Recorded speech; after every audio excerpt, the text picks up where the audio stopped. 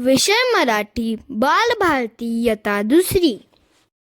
लपाछपी. एके दिवशी सर्व मुलांनी लपाछपी खेळ खेळायचे ठरवले. राज्य घेणारे मुलाने डोळे बंद करून 10 ते 100 पर्यंत अंक मोजायचे. तोपर्यंत सर्वांनी लपायचे. जो सर्वात आधी सापडेल त्यावर राज्य येईल. पण जर कोणी धप्पा दिला तर पुन्हा त्याच मुलावर राज्य येईल असे ठरले. पहिला राज्य सम्राट वर आले.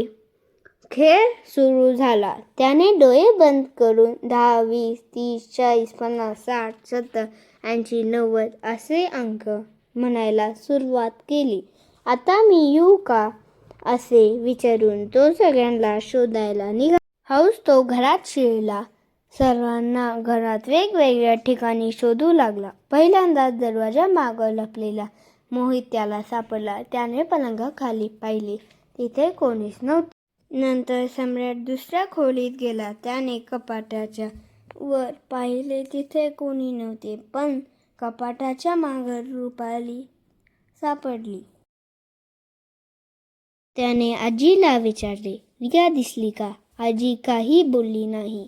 तेवढ्यात आजीच्या पदराखाली लपलेली रियाही सापडली.